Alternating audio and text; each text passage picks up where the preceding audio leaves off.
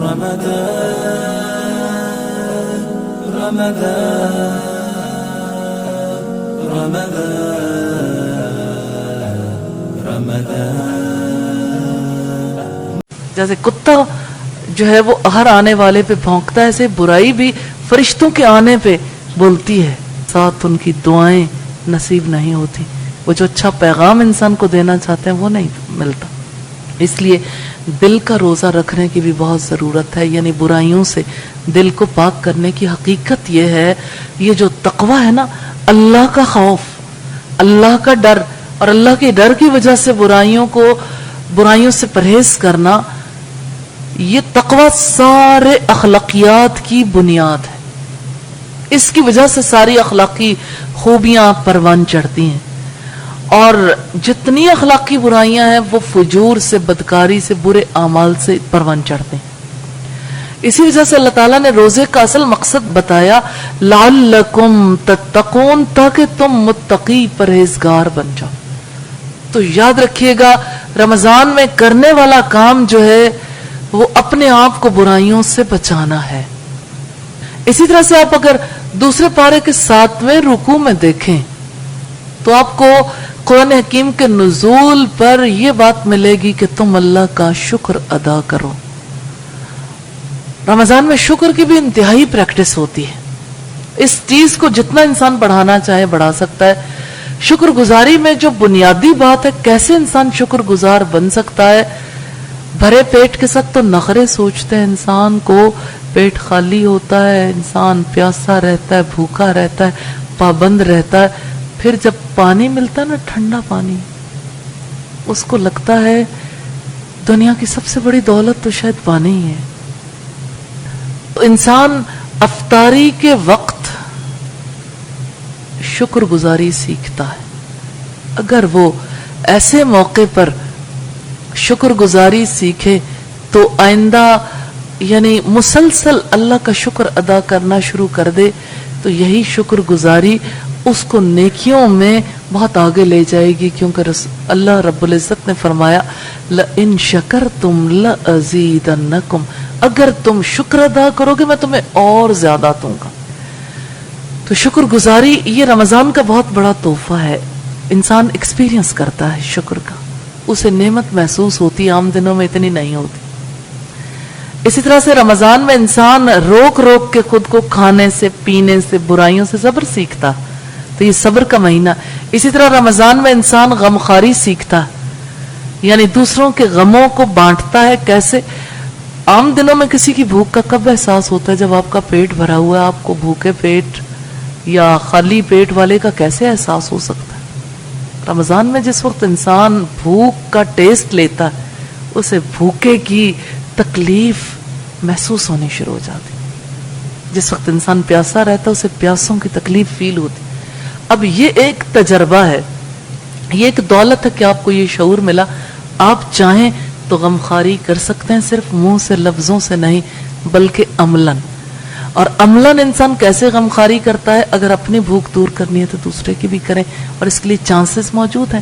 روزے کھلوائیے، رمضان سے پہلے اللہ آپ کو موقع دے دے تو کسی کے گھر میں راشن ڈلوا دیجئے. آپ اگر اس کے لیے خود کچھ کرنا چاہیں تو ایسا ہو سکتا ہے کہ آپ خود آگے بڑھ کے دے دیں، ورنہ کتنے ہی سٹورز ہیں جہاں پہ رمضان کے راشن کے پیکٹس بنا کے دے دیتے ہیں. سے مستحق افراد تک انشاءاللہ تعالیٰ پہنچا دیں گے جن کے گھروں میں چولہے نہیں جل پاتے یا رمضان میں اپنی ضروریات پوری نہیں ہوتی. ایسے افراد تک اگر پہنچا دیں، یہ کتنا بڑا اجر والا معاملہ ہے. اور رمضان میں جب جب خیال آئے تو تب ضرور کسی نہ کسی کے لیے کھانے کا اہتمام کیجیے. ہمارے یہاں اپنے جیسوں کی دعوتیں کرنا تو بہت کامن ہے. لوگ افطاریاں کرتے ہیں اور بڑی گرینڈ قسم کے افطار ڈنر ہوتے ہیں، لیکن بھوکے کی بھوک مٹانے کے لیے نہیں، اپنے جیسوں کے ساتھ تعلقات بنانے کی. ٹھیک ہے، بنائیے تعلقات، اللہ نے دیا تو ضرور بنائیں، لیکن افطاریوں کے بارے میں یہ بات ذہن میں رکھیے کہ روزہ افطار کروانے کا ثواب ہے، لیکن فرض نماز یعنی مغرب کی نماز قضا کرنے کا اتنا بڑا نقصان ہے کہ اس نقصان کو کسی طرح پورا نہیں کر سکتی قضا نماز. جان بوجھ کے جو شخص نماز چھوڑ دیتا ہے اس کا بھلا دائرہ اسلام سے کوئی تعلق ہی کہاں رہ جاتا ہے. نبی صلی اللہ علیہ وسلم نے فرمایا بندے اور کفر کے درمیان فرق کرنے والی چیز نماز. اور آپ نے فرمایا جس نے نماز کو چھوڑ دیا ہمارے اور ان کے درمیان جو معاہدہ ہے وہ تو نماز کی بنیاد پر ہے. جس نے نماز کو چھوڑ دیا ہمارا ان سے کوئی معاہدہ نہیں. لہذا نماز چھوڑ کر کسی کی افطاری کسی کی خدمت نہیں. جب آپ نے افطاری کر لی کھجور سے پانی سے یا آپ کھانا بھی کھا لیتے ہیں ایون تو سب مل کے نماز ادا کیجئے. اور اللہ موقع دیتا ہے تو بہت افطاریاں کروائیے. لیکن یہ ہے کہ رمضان میں محض افطاریاں نہیں کروانی, رمضان کے قیام کا بہت اجر ہے. پھر آپ دیکھیے کہ افطاریوں کے لیے ذرا آپ ایک لمحے کے لیے سوچ کے دیکھیں, پھر دیکھیں دل میں گھٹن آتی ہے کہ نہیں. اس دفعہ آپ ان لوگوں کو ذرا افطاری پہ بلا لیجئے جو اپنی افطاری خود مینج نہیں کر سکتے. آپ کے دل میں سینکڑوں باتیں آئیں گی, چلو ان کو راشن گھر ہی پہنچا دیتے, وہ آئیں گے, ان کے لیے انہیں اتنا شعور نہیں, ان کو کس طرح کھلائیں, ان کے لیے مینج کرنا مشکل, اتنے افراد کو بلا لیں, بعد میں اور مشکلات پیدا ہو جاتی ہیں. لوگ پھر گھر میں جینے نہیں دیتے, بیل پہ ہی انگلی رکھ لیتے ہیں, فلاں ہو جاتا ہے, یہ وہ بہت ساری باتیں. لیکن آپ دیکھ لیں رسول اللہ نے فرمایا تھا کہ اللہ مجھے مسکین بنا کر زندہ رکھنا, مجھے مسکینوں کی محبت عطا کرنا اور مجھے مسکینی کی حالت ہی میں وفات دینا. یہ بہت بڑی بات ہے, بہت بڑی. مسکین سے محبت کی بات جو ہے, کیونکہ مسکین کے ساتھ محبت کرنا یہ انسان کی خواہش سے بالکل اپوزٹ ہے. جس وقت انسان مسکین سے محبت کرنا سیکھ لیتا ہے اس کے اندر عاجزی آتی ہے. اور روزہ عاجزی سکھاتا ہے انسان کو. ٹوٹتا ہے انسان بہت روزے کی حالت میں, کیونکہ اس کا دل چاہتا ہے کچھ کھا لو پی لو, اور اللہ کا حکم یہ ہے کہ نہیں کھانا. اور آپ دیکھیں ایک کام دن میں ہوتا ہے کہ رات میں ہوتا ہے. دن میں یہ ہوتا ہے کہ انسان کھانے پینے سے رک جائے, حالانکہ کھانے پینے کی سخت ضرورت ہوتی. شام کو کھانے پینے کی اجازت مل جاتی, اس وقت دل چاہتا ہے آرام کر لیں. اور اس وقت کیا ہے کہ آپ اب آرام نہیں کریں گے. تو اپوزٹ دا ونڈ چلنا ہے, اپوزٹ دا ونڈ چلنا ہے رمضان میں. تو جب یہ معاملہ ہو جائے تو انسان کے اندر عاجزی پیدا ہوتی ہے. جو چیز ابھر رہی ہے نا اندر سے, اب اس کی حفاظت کریں, اس سے فائدہ اٹھائیں اور زیادہ بڑھائیں. اور اسی طرح سے اب دیکھیے کہ جس طرح رمضان میں آپ تقوی سیکھتے ہیں, شکر سیکھتے ہیں, صبر سیکھتے ہیں, عاجزی, غمخواری, اور اسی طرح سے رمضان میں انسان نمازوں کے لیے بہت کانشیس ہو جاتا ہے. حقیقت یہ ہے نماز تو اللہ نے وقت کی پابندی کے ساتھ فرض کی ہے. رب العزت نے فرمایا ان الصلاۃ کانت علی المؤمنین کتابا موقوتا, یقیناً نماز مومنوں پر وقت کی پابندی کے ساتھ فرض کر دی گئی. اس رمضان میں یہ ارادہ کر لیں, آج بیٹھیں نیکی کی مجلس میں, فرشتے احاطہ کیے ہوئے ہیں, آپ نیت کر لیں کہ انشاءاللہ وقت پر نماز ادا کرنی. مسلمان ہیں, فرض تو ہے, لیکن صرف خود نہیں ادا کرنی, اپنے بچوں کو بھی نماز پڑھوانی ہے, اپنے سارے گھر والوں کو انشاءاللہ. آپ جب فجر میں بھی آسانی ہے, فجر میں بھی آپ انہیں نماز پڑھوائیں گے, ظہر میں, عصر میں, مغرب میں, عشاء میں, 5 دفعہ دن میں, اور کئی دفعہ کہیں گے. اور اسی طرح سے اگر 30 دن ہے تو 150 نمازوں کے لیے آپ اگر کہیں گے تو انشاءاللہ عادی ہو جائیں گے.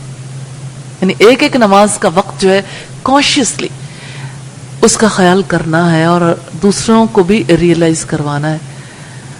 رب العزت نے انبیاء کی تعریف کی تو اس میں ایک یہ خصوصیت بھی تھی کہ اپنے گھر والوں کو وہ نماز کا حکم دیتا تھا. تو یہ بہت بڑی خصوصیت ہے, گھر والوں کو نماز کا حکم دینا. اور لوگ ترستے ہی رہتے ہیں, یا اللہ کس طرح بچوں کو نماز پڑھوائیں. رمضان میں دعائیں قبول ہوتی ہیں, رمضان میں انسان توجہ دلائے تو گھر والے بھی متوجہ ہو جاتے ہیں. اس بار آپ نیت کر لیں کہ انشاءاللہ تعالیٰ اپنی طرف سے پوری کوشش کرنی, سارے ہی نماز پڑھیں, اور یہ کوشش کرنی ہے کہ با جماعت نماز ادا کریں.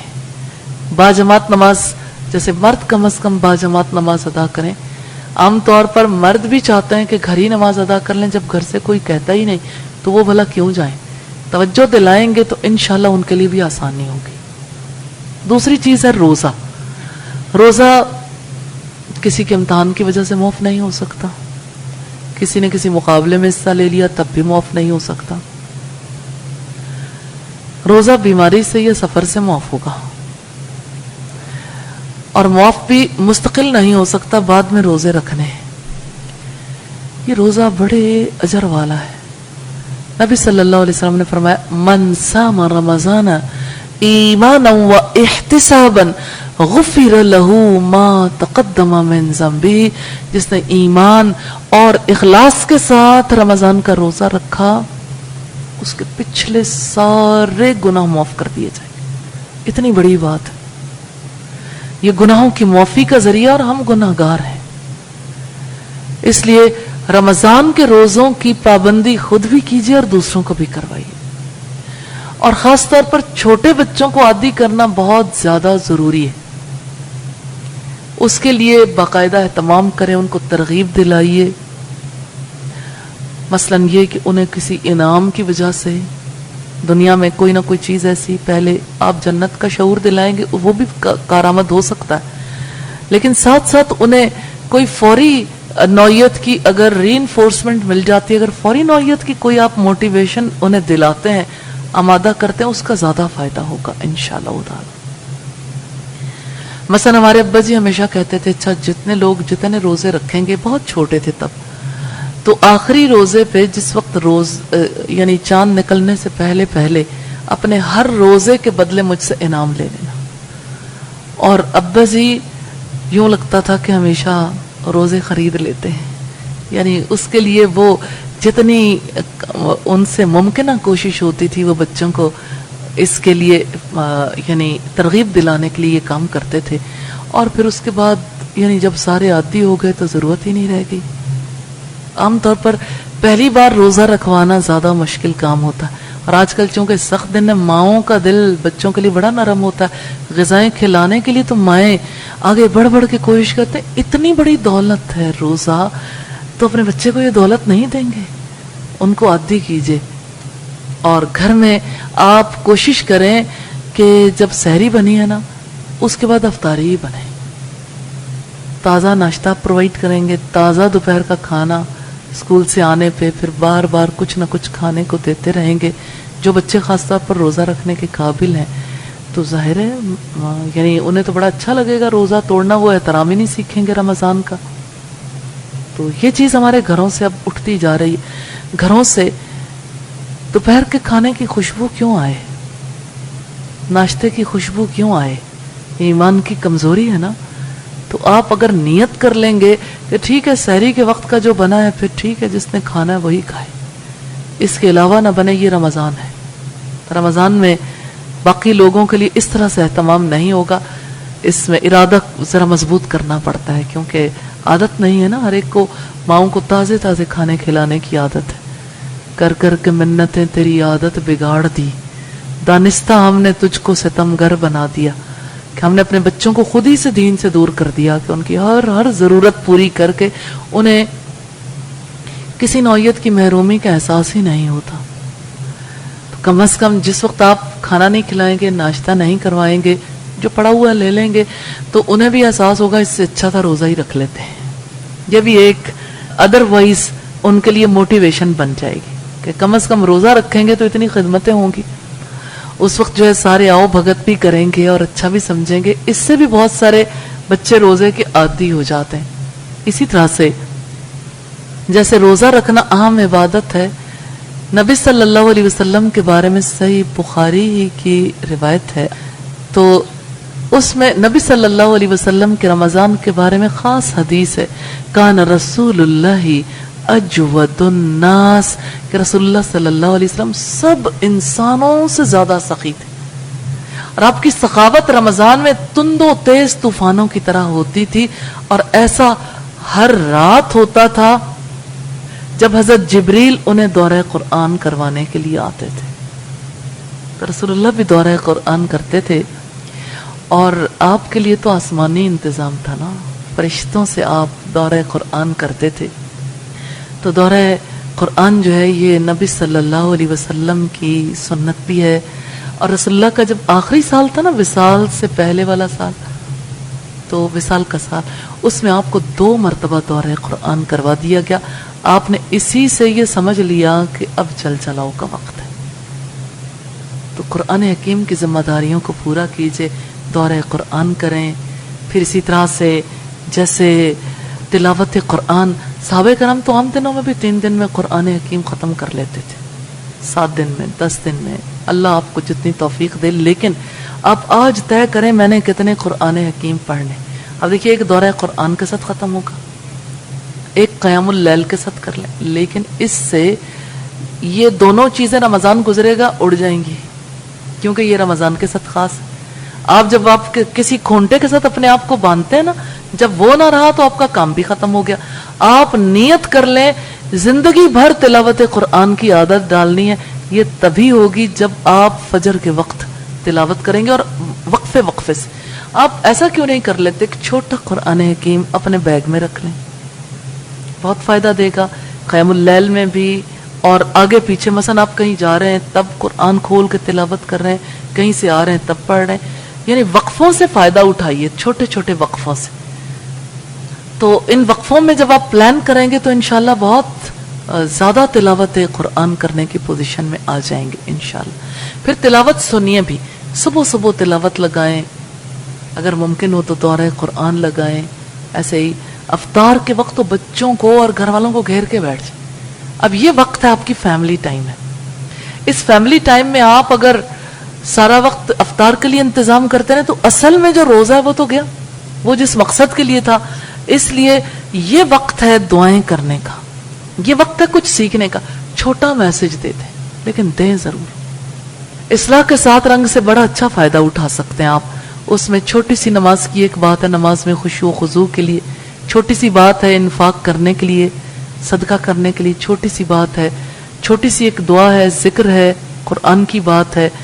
اور اسی طرح سے آج کیا کریں. تو یہ 30 ڈیز کا پلانر ہے، اس کی وجہ سے آسانی بہت ہو جاتی. مائیں، بہنیں، بیٹیاں اپنے گھر والوں کو جتنا بھی ہر ایک پڑھ کر سنائے. یہ پڑھنے کا وقت ہے، سارے پڑھیں. ایک بات ایک اپنے ذمہ لے لے، دوسرا دوسری لے لے، تیسرا تیسری. چند منٹ میں 10 منٹس میں ایک دن کا پروگرام ختم ہو جاتا. آپ اللہ سے باقی وقت میں دعائیں کریں، سارے لوگ مل کے دعا کریں، اللہ سے اپنے گناہوں کی معافی مانگیں، استغفار کریں، اور اپنے دنیا کے رزق کے لیے، آخرت کے لیے دعائیں کریں. آپ کی فیملی میں اللہ بہت محبت پیدا کر دے گا انشاءاللہ. تو روزے کی جتنی تیاری ہے نا، آپ نے جو کچھ بھی کرنا ہے وہ آپ ½ این آور پہلے ختم کر دیں. اور ویسے زیادہ اچھا ہے وہ چیزیں استعمال کریں جن کا فائدہ زیادہ، مثلا دودھ، کھجور، اور اگر کسی کو زمزم نصیب ہو جائے تو کیا ہی بات ہے، ورنہ پانی. اور باقی پھل ہیں، پھل زیادہ مفید ہے. اور ہم جس طرح سے کھانے بناتے ہیں اور جس طرح سے یعنی پھل بھی استعمال کرتے ہیں، پھلوں کا بھی کچومر نکال دیتے ہیں. سبزیوں کی کوئی چیز بنائیں، اگر اسے یعنی کھانا بنانا ہو تو بھون بھون کے سارے اس کے وائٹامن ضائع کر لیتے ہیں. کھانے جتنے ہمارے بنتے ہیں اس میں زیادہ تر غذائیت فنا ہو چکی ہوتی ہے، اسی لیے ہماری صحتیں بھی خراب ہیں. تو یہ کہ سادہ اچھی غذا، خاص طور پر اب دیکھیے کھجور جو ہے ہمارے یہاں صرف جو ہے وہ اس لیے کھجور کھائی جاتی سنت سمجھ کے، ایک کھجور عام طور پر. زیادہ کھجوریں کھائیے، انرجی ہے، اس کی وجہ سے ویکنس نہیں ہوتی. اور یہ کھجوریں سحری میں بھی شامل کر لیں، اللہ تعالیٰ رحمتیں فرمائے، پھر روزے کی وہ ویکنس نہیں ہوتی، کمزوری نہیں ہوتی. اسی طرح سے دودھ جو ہے وہ اچھی ڈائٹ ہے، اگر اللہ تعالیٰ نے آپ کو فرصت دی تو اس کو ضرور استعمال کریں. تو زیادہ تکلفات والی افطاریاں کرنے کی وجہ سے ایک خاص نتیجہ برآمد ہوتا ہے، انسان اچھا قیام اللیل نہیں کر سکتا. جتنے اچھے کھانے کھائے گا بوجھل ہوتا جائے گا، بوجھل ہو جائے گا. اب کھڑا کیسے ہو، اس کا دل کرے گا میں لیٹ جاؤں. آپ جو ہے وہ اتنا سارا لے لیں، اس طرح سے جیسے حرم میں لوگ جاتے ہیں نا تو کھجوریں اور زمزم ان پہ گزارا کرتے ہیں کہ کہیں ہماری جگہ نہ چلی جائے صحن حرم میں یا اندر بیٹھنے کے لیے. کہ تراویح کا وقت جو ہے وہ اسی طرح سے ہو. پھر جب 11 بجے تک یہ سارا سلسلہ ختم ہوتا ہے, 11 بجے کے بعد لوگ کھانا کھاتے ہیں, تھوڑا سا آرام کرنا چاہیں تو کر لیتے ہیں, 1 بجے پھر قیام اللیل شروع ہو جاتا ہے, 1 سے 3 پھر سحری کا سلسلہ ہے, پھر سحری کے بعد فجر تک لوگ جو ہیں وہ جاگتے ہیں, کوئی طواف کرنا چاہے, پھر اس کے بعد لوگ سو جاتے ہیں. وہاں تو چھٹیاں ہوتی ہیں, یہ روٹین بن سکتی ہے, لیکن جہاں چھٹیاں نہ ہوں وہاں ظاہرہ مشکلات ہیں, لیکن چلیں جن دنوں میں اللہ موقع دیتا ہے ان سے فائدہ اٹھا لینا چاہیے. تو آخری عشرے کی تاک راتوں کے لیے تو ضرور نیت کر لیں, لیکن اللہ جتنا موقع دیتا ہے اس سے فائدہ اٹھائیں. اسی طرح سے رمضان میں کرنے والے کاموں میں قیام اللیل ہے. نبی صلی اللہ علیہ وسلم نے فرمایا من قام رمضان ایمانا و احتسابا غفر له ما تقدم من ذنبه, جس نے ایمان اور اخلاص کے ساتھ رمضان کی راتوں میں قیام کیا اس کے پچھلے سارے گناہ معاف ہو جائیں گے. یہی بات آپ نے لیلۃ القدر کے بارے میں بھی کہی. تو کتاب الایمان میں یہ تینوں روایتیں موجود ہیں, اور اس سے ہمیں یہ پتا چلتا ہے کہ ایمان کے ساتھ ساتھ اخلاص, نیت کا خلوص بہت زیادہ ضروری.